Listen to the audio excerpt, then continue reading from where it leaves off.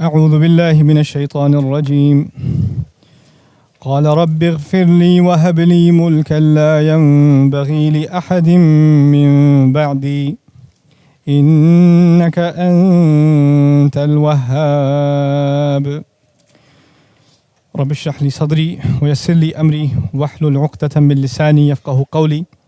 فالحمد لله والصلاة والسلام على رسول الله وعلى آله وصحبه أجمعين. ثم أما بعد. Once again, everyone, Assalamu alaikum wa rahmatullahi wa barakatuh. One of the things that the Quran did for me in my own journey, and it continues to do for me, is it continues to shape the way I think about reality. Allah's comments, a lot of times they change my attitudes towards things that I thought I knew. You know, one of the most remarkable statements in the Quran about reflecting deeply on the Quran is أَفَلَا يَتَدَبَّرُونَ الْقُرْآنَ أَمْ عَلَى قُلُوبٍ أَقْفَالُهَا. Don't they reflect deeply on the Quran, or is it the case that the hearts have their own locks placed on them? And that is a very profound statement. Why would Allah say that the reason they don't reflect on the Quran is their hearts have their own locks placed on them? It has many meanings. One of them I want to share with you is that sometimes you have a preconceived notion. You've already made up your mind what the ayah means. Or you've already made up your mind as to what is permissible and what is not permissible. You've already made up your mind as to how to think about something and how to not think about something. Maybe it came from your culture. Maybe it came from your background. Maybe it came from the lectures you heard or something, right? And it became a part of you. And that's just how you think. The Quran is forcing you, when it reflects, to unlock everything you have in your heart. Let Allah dictate what your conclusion should be. They cannot be dictated by anything else.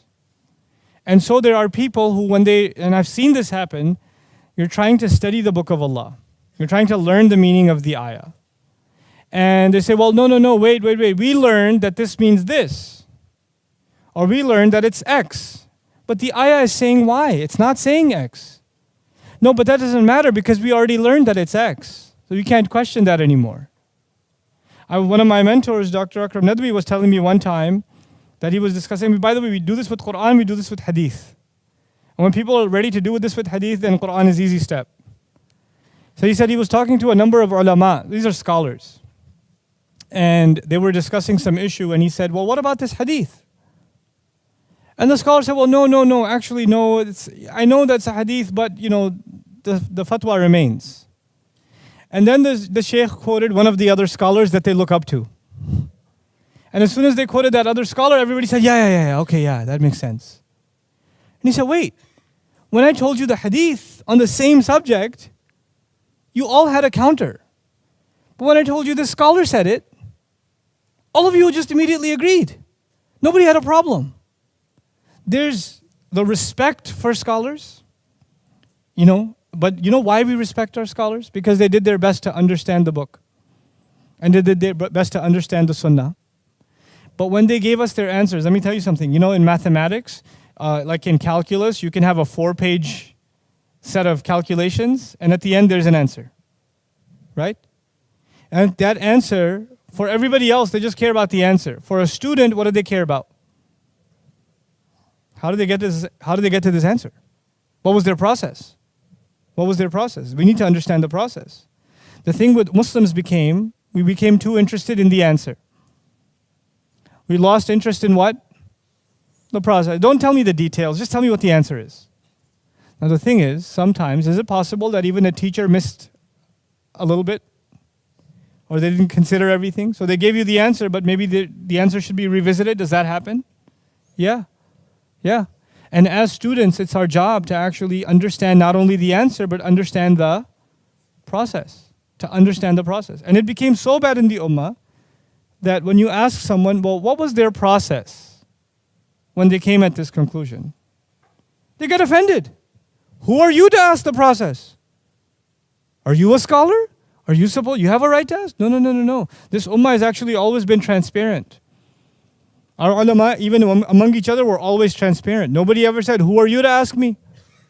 What are your qualifications? And when that transparency starts going away, the respect for scholarship starts going away.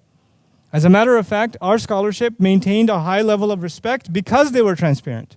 Not because they felt like they don't have to give any answers or explanations. It was the exact opposite. And now people think if we maintain that and we never question them, that is the only way we can maintain their respect. It's actually the opposite. Society as a large starts losing respect for these people. They say these people think they know everything, they don't want to explain anything, we're all dumb. And the majority of society moves away from ulama. Anyway, I said that as an introductory thing, but what I really wanted to talk to you about is one dua that changed my attitude about a lot of things. And it's something that it affected me and affects, I think, a lot of people. So I travel and I meet young people and they say, Ustad, I'm studying engineering. I feel really bad. Why do you feel bad? Because I'm studying engineering. It's dunya, I'm studying dunya. Make dua that my parents don't make me study engineering so I can go study deen. Because I don't want dunya, I want deen. Somebody else goes, Ustad, I have a job. I feel so bad. Why do you feel bad? Because I'm an accountant. Well, okay, then you should feel bad. No, but anyway, but they'll say, because all I do is, I file the taxes for this company or do the books and this and that, and I spend 9 hours a day doing that, but I only spend 1 hour of day reading Quran. Or I don't spend a little bit of time in the masjid, but I spend most of my day working. I feel terrible. I'm like, what do you think farmers do? They do a lot more hours than you do. What do you think other people of other what does Allah want from us? To leave our occupations and recite Quran all day? Some people have that attitude. If I was only studying deen all day, then I would be a good person.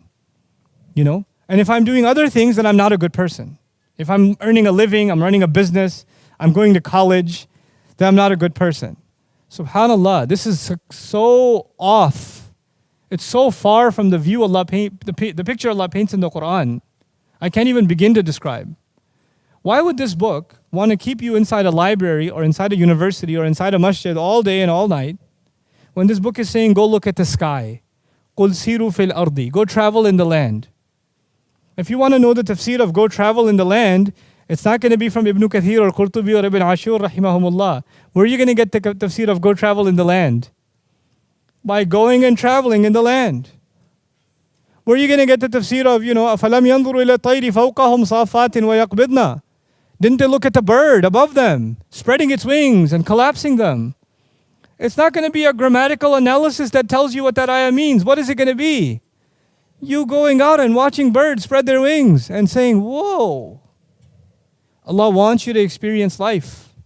Here's what He tells you in this book. You come back to this book, it pushes you out in the world. Then the world outside pushes you back into the book. Then it pushes you back in the world. You keep going between the ayat of creation and the ayat of revelation. That's the process of the Quran. So one of these ayat that is so epic is the dua of Sulaiman alayhi salam. Sulaiman alayhi salam, when prophets make dua, they make dua for akhirah, they make dua for forgiveness, yeah? They make dua for their future generations, isn't it? Listen to this dua. قَالَ رَبِّ اغْفِرْ لِي. He said, Master, forgive me. وَهَبْ لِي مُلْكًا. And give me the gift of kingdom. Give me the gift of some kind of kingdom. مُلْكًا لَا يَنْبَغِي لِأَحَدٍ مِّن بَعْدِي. That is not even appropriate for anyone who comes after me. Give me so much kingdom that it's not even appropriate for any human being that comes after me to have that kind of kingdom. Innaka antal wahhab. You are the one who continuously gives gifts. What is Sulaiman alayhi salam asking for? First thing, forgive me. Second thing, which is what shocked me, I was like, whoa, what? He asked for kingdom. Okay, that's deen or dunya, by the way, by our standards. It sounds like dunya, isn't it? And not just dunya. Don't just give me and give other people. He didn't just say that. He said what? Give me so much and give me something that is not even fitting for anybody else. Make me unique in what you give me. In where? In dunya. How in the world is this appropriate? It sounds like he's asking only for dunya. The beauty of this dua, number one, is his top priority. Ya Rab, forgive me. If you understand, Ya Rab, forgive me, then everything else about this dua will make sense. If you don't understand, Ya Rab, forgive me, you will not understand what the rest of this dua is. A human being can only do so much in this life. I'm only going to live so many years. Then I'm going to be leaving this earth, whether I like it or not. My date is done. My time is done. The angel shows up. The appointment is there. It can't be delayed. The only thing that lives after me is what? As far as my akhirah is concerned and my forgiveness is concerned, I can make astaghfirullah, astaghfirullah, astaghfirullah. I can make tawbah to Allah. I can cry before Allah only so many years. Only so many times. But what can help me earn Allah's forgiveness even after I die? It's called sadaqah jariyah, isn't it? Something good you leave behind. The hadith will tell us your sadaqah jariyah could be your money. One of the most beautiful forms of sadaqah jariyah is what? Your children, they do good deeds after you, yes? Allah has given different people different blessings. Some people have money, they don't have children. Some people have children and they don't have money. But al-malu wal-banuna zinatul hayatid dunya. Money is a part of the beauty of this life. Children are a part of the beauty of this life, isn't it? Now Allah gives certain people certain capabilities and other people other capabilities. If you study the prophets in the Quran, they don't all have the same talents. They have different personalities and they have different special skills. They have different highlights. The thing about Süleyman alayhi salam, his special ability is governance. He knows how to govern. He knows how to take control. He knows how to even control the rebellion of who? Of jinn. He can even do that. So he has an unusual capability of government and controlling resources and making things, putting things to service. Now, is that a common quality or a very rare quality? The more power you get in government, the more corruption you get. Okay? The more absolute authority you have, the more absolute problems you have. Absolute power corrupts absolutely. So one of the greatest kingdoms in human history is the pharaohs. Case in point, Now, Süleyman alayhi salam is in a unique position. He has kingdom and he knows how to use it for good. What kind of sadaqah jariyah can he leave behind? Unmatched. He sees an opportunity for his akhirah to be reconciled by the talent that Allah has given him. And the talent Allah has given him is remarkable. He had an incredible kingdom, an incredible control, incredible stability in his land, over human beings and over jinn. So he says, Ya Allah, expand this territory for me. Give me kingdom above and beyond this, like you will never give to anybody else after me, because I know what Allah has given me. And by the way, you should understand something else about Süleyman alayhi salam from the Quran's perspective. Süleyman alayhi salam is the son of who? Dawud alayhi salam. You should know something special about Dawud alayhi salam. There's a hadith about Dawud alayhi salam. Adam alayhi salam was shown the names of every single human being. When we were ruh, Adam alayhi salam was introduced to all of us. He knows my name, he knows your name. وَعَلَّمَ آدَمَ الْأَسْمَاءَ كُلَّهَا ثُمَّ عَرَضَهُمْ. That's actually going back to the names of all individuals, which is amazing. Our Father knows all of us by name. It's not just we know His name, He knows our name too.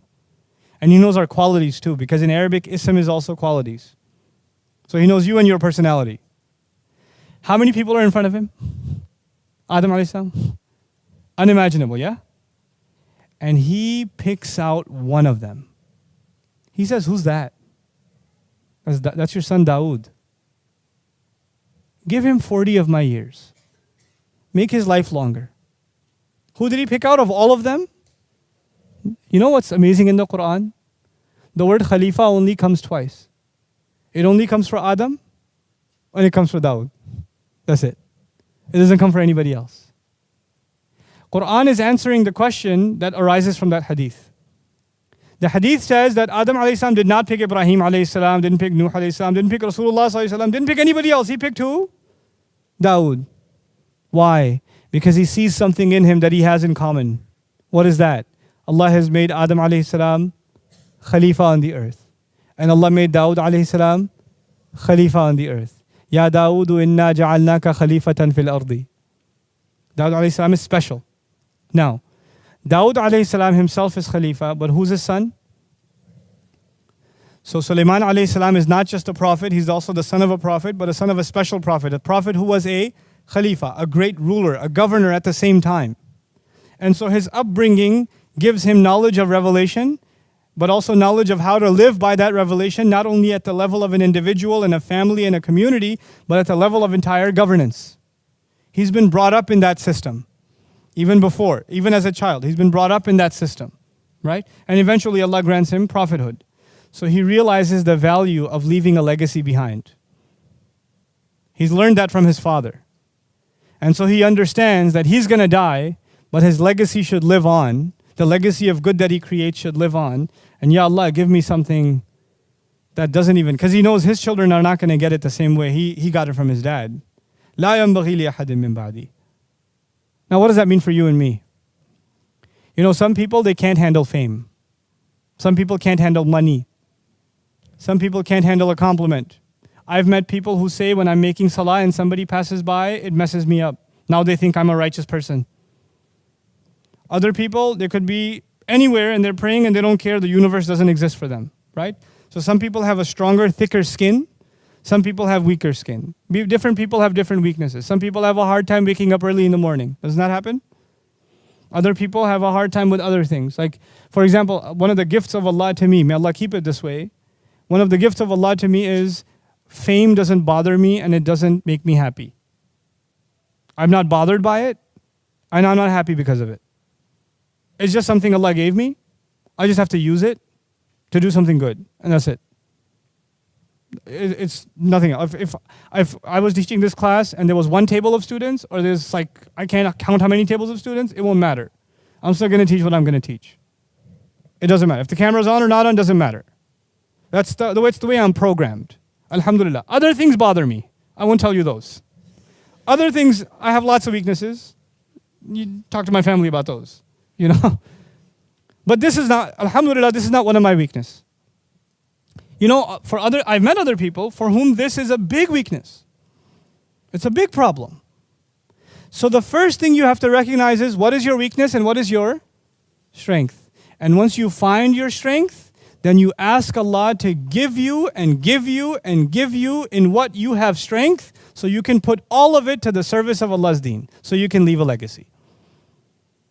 Ya Allah, if this is not going to mess me up, then give me more of it, because I can put it to work for your deen.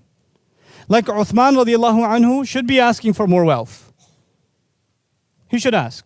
You know why? Because even after being a millionaire, does the wealth mess him up? No. Someone like a Qarun should not ask for more wealth. Because whatever he has messed him up enough already. You understand? So not everybody's going to ask for the same thing. Because the strength of Süleyman alayhi salam is he has power, but it doesn't corrupt him. He has power, but it doesn't corrupt him. So he asks Allah, give me more and more and more and more and more of power, so I can take all of it and serve what? Your deen. And when you ask Allah, what did Allah do for him? Look at in the next ayah. فَسَخَّرْنَا لَهُ الرِّيحَ تَجْرِي بِأَمْرِهِ رُخَاءً حَيْثُ أَصَابَ وَالشَّيَاطِينَ كُلَّ بَنَّاءٍ وَغَوَّاصٍ وَآخَرِينَ مُقَرَّنِينَ فِي الْأَصْفَادِ هَذَا عَطَاؤُنَا. I made the winds submit to him. I made shayateen do work for him. Others I made dive deep into the ocean for him and pull out its treasures. Others I put in chains in prison, the ones who wouldn't listen to him. I put them in chains for him. This is all what we give. This is what we give. Allah gave him control over winds. You can have the most technologically advanced society with the greatest military, but when a hurricane strikes, their buildings fall. They can't protect themselves from what? The wind. They can't. They can't protect themselves from the earthquake. They can't protect themselves from the flood. Isn't it? They could have billions of dollars spent in defense and they can't protect from the wind. Allah Azza wa Jal gave Süleyman alayhi salam, who needs a military when you have the wind? Just send a hurricane that way. Send a storm that way. Subhanallah. This is what Allah will give. So for you and me, identifying what our strength is, and then making a pledge to Allah that we will use it for the strengthening of this deen, for leaving a legacy that is longer than our own, that is perfectly normal. It's perfectly normal. That's not asking for dunya. As a matter of fact, even if you benefit from it somewhat, it's fine. Because you take from it what you need, and you give from it what will build your akhirah. Because what was the priority from the very beginning? Rabbi, ighfirli, forgive me. This is all in hopes of earning Allah's forgiveness. No matter how many good deeds I do, they're not going to be enough, so I keep doing good deeds even after I'm dead. That's what I want to do. Every one of you should be thinking like that. Every one of you. What is the strength Allah has given me, and how can I put it to good use, and how can Allah build my talent to make it even better? so I can benefit even more. May Allah Azza wa Jal make us people of benefit and help us understand the beautiful and the perfect word of His. Barakallahu li wa lakum. Assalamu alaikum wa rahmatullahi wa barakatuh. Thanks for watching, guys. I hope you benefited. I'd like to encourage you to actually embark on a comprehensive journey into the Quran.